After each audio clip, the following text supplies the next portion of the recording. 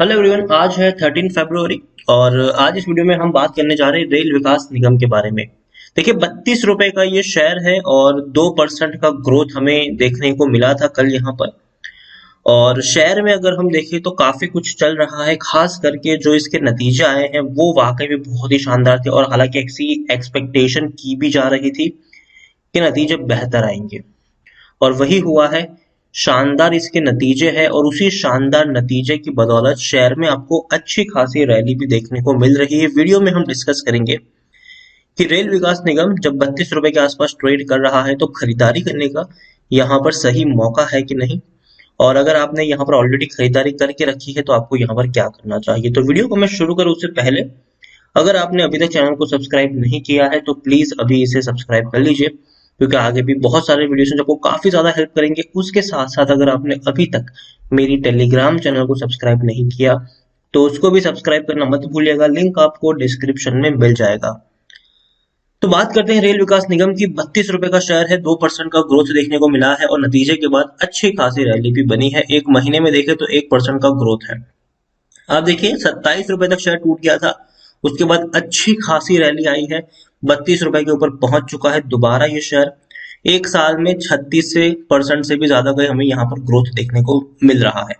देखिए, कोरोना काल में 11 रुपए तक ये शेयर टूट गया था, उसके बाद देखिए धीरे धीरे ही सही, लेकिन यहाँ पर तेजी जरूर आई है।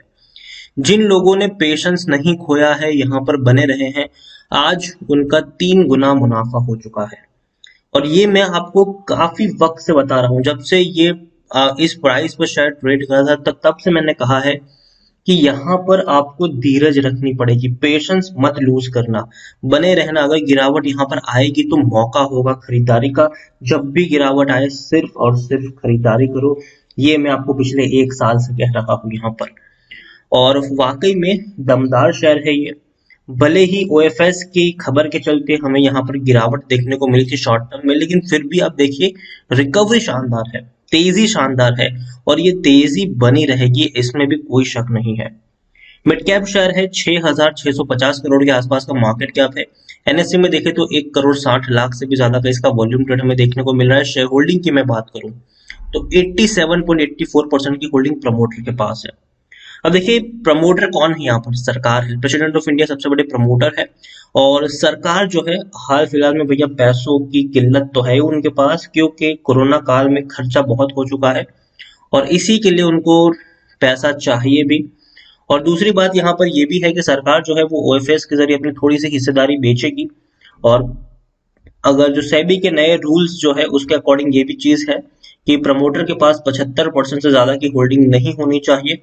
तो सरकार कहीं ना कहीं एक तरीके से अपनी होल्डिंग को 75% तक लेकर भी आएगी, जो सेबी का रूल है।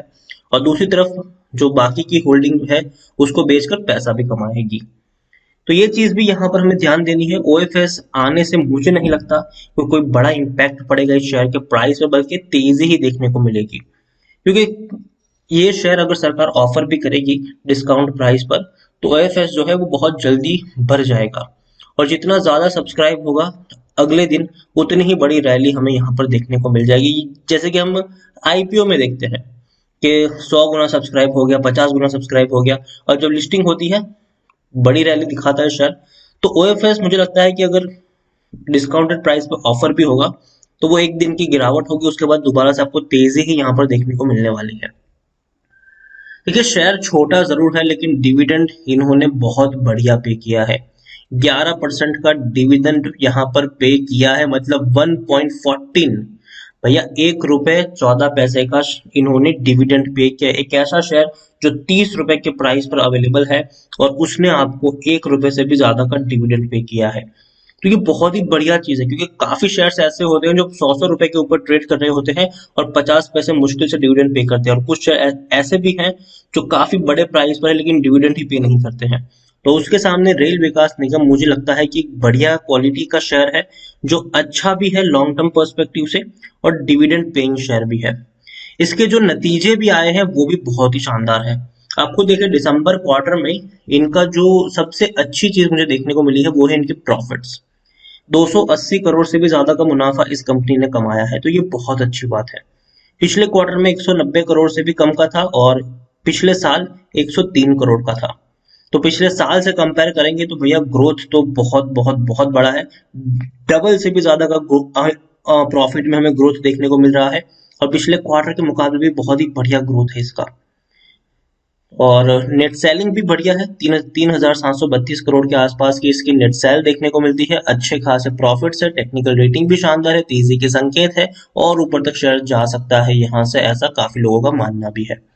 According to Moneycontrol user 71% लोग खरीदने की सलाह दे रहे हैं, और 29% लोग आपको बेच के निकलने की भी सलाह दे रहे हैं। 29% लोग वही है जो ये मानते हैं कि ओएफएस इस शेयर को तोड़ सकता है, लेकिन मुझे नहीं लगता कि ओएफएस इस शेयर को तोड़ सकता है। हाँ, एक दिन की गिरावट जरूर होगी, एक दो दिन की, लेकिन दोबारा से एक बढ़िया रिकवरी भी आपको देखने को मिल जाएगी। ये वो कंपनी है जिसके प्रॉफिट्स बेहतर तरीके से इम्प्रूव हुए हैं। आप देखिए, ऑलरेडी जो प्रॉफिट है वो प्री कोविड लेवल से भी ज्यादा की देखने को मिल रहा है, तो ये बहुत अच्छी बात है इस कंपनी के लिए भी।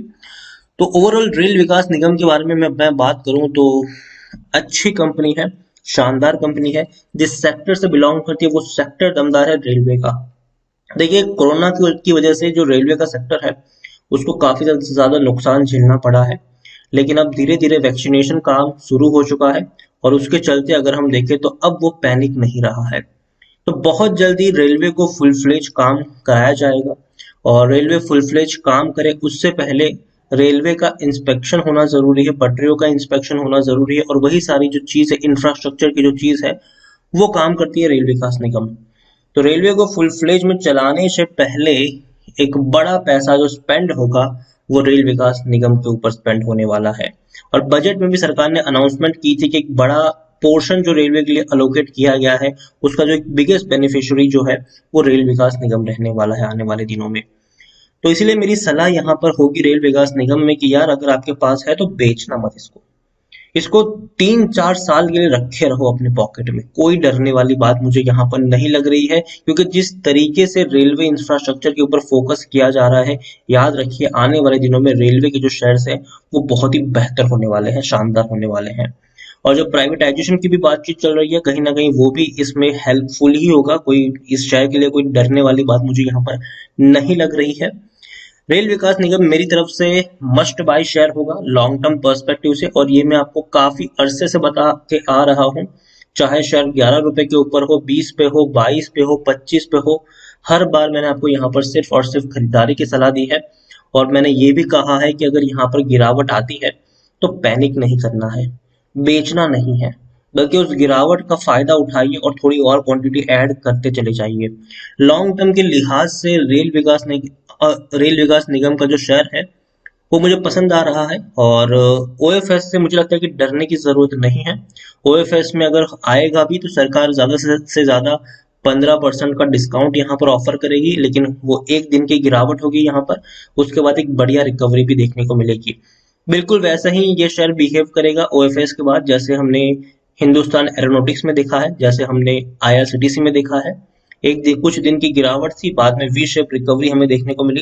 तो अगर ओएफएस में गिरावट भी आती है तो मैं कहूंगा कि खरीदारी कर लेना, लेकिन बेचने की तो गलती यहाँ पर बिल्कुल भी मत करना। लॉन्ग टर्म के लिए इस शेयर को होल्ड करिए और टुकड़ों में खरीदारी करिए। अगर आपको 1000 शेयर खरीदने, 200 खरीदे, वेट करेगा, गिरावट आती है और क्वांटिटी आप यहाँ पर ऐड कर सकते हो।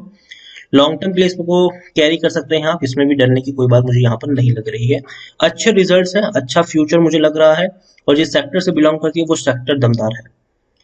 तो वीडियो को यहीं पे एंड करूंगा। पसंद आया हो तो प्लीज लाइक करें, शेयर करें। चैनल पर अगर पहली बार आए तो प्लीज सब्सक्राइब करें, और रेल विकास निगम के बारे में आप क्या सोचते हैं वो भी आप मुझे कमेंट में लिखकर बता सकते हैं। Thank you.